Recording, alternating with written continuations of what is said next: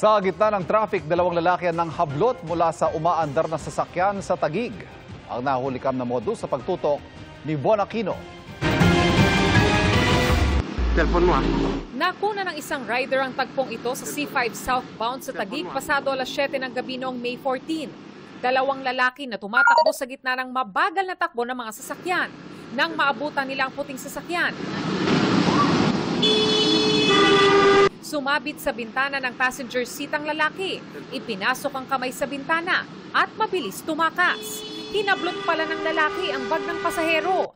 Yung takbo lang nila po kasi mabagal pa. Tapos yun po naitap po namin na biglang bumilis yung takbo nila. Hindi naman po namin alam kung tatargetin po nila yung nakaputing sasakyan. Iniimbestigahan na ng Taguig Police ang insidente. Nagbabacktracking na rin sila ng mga kuha ng CCTV sa lugar para mahuli ang mga salarin. Yung Taguig PNP po ay nag-adjust ng deployment ng patrol doon po sa area. Mas dinagdagan po natin. And yung area po kung saan nangyari, nagdagdag po tayo ng personnel po doon. And as of this time po, iniimbestigahan po ngayon yung insidente. Nang sa doon po ay ma-identify po natin itong mga suspects. Hinikayat ng Taguig Police ang mga biktima na magsumbong at maghain ng reklamo sa kanilang tanggapan. Habang hindi pa nauhuli ang mga salarin, paalala ng mga pulis sa mga motorista.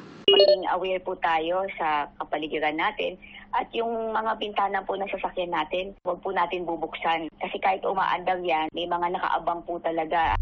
Para sa GMA Integrated News, Von Aquino, nakatutok, 24 oras. Mga kapuso, patuloy na tumutok sa mga balita. Mag-subscribe sa GMA Integrated News sa YouTube. Sa mga kapuso abroad, samahan niyo kami sa GMA Pinoy TV at www.gmanews.tv.